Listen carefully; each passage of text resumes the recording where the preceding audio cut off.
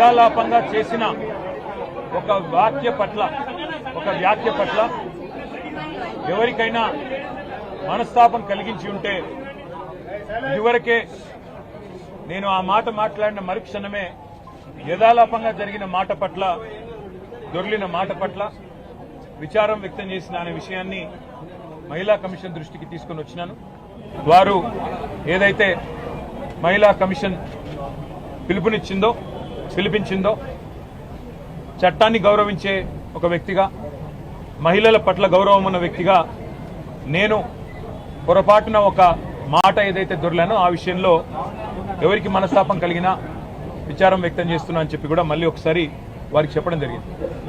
అయితే ఇక్కడ బాధాకరమైన విషయం ఏమంటే చట్టాన్ని గౌరవించే వ్యక్తులుగా, వ్యవస్థల్ని గౌరవించే వ్యక్తులుగా, రాజ్యాంగబద్ధమైన సంస్థల్ని గౌరవించే వ్యక్తులుగా ఇక్కడికి వచ్చి మహిళా కమిషన్ ముందు హాజరు కావాలని మేమొస్తే ఈ సంఘటనని రాజకీయం చేయాలని చెప్పి మహిళా కాంగ్రెస్ కార్యకర్తలు కొంతమంది వారి అధ్యక్షురాల నేతృత్వంలో ఇక్కడికి వచ్చి మా నాయకురాళ్ల మీద దాడి చేసి పోలీసులను అడ్డం పెట్టుకొని ఇక్కడికి వచ్చిన మా మహిళా కార్పొరేటర్లను, మా గౌరవ ప్రజాప్రతినిధులను, అదేవిధంగా మా నాయకురాళ్ల మీద వారు చేసిన దాడి ఏదైతే ఉందో దీన్ని నేను తప్పకుండా, మీడియా అంతా కూడా దానికి సాక్ష్యం, ఇది తీవ్రంగా ఖండిస్తా ఉన్నాం. ఇది పద్ధతి కాదు.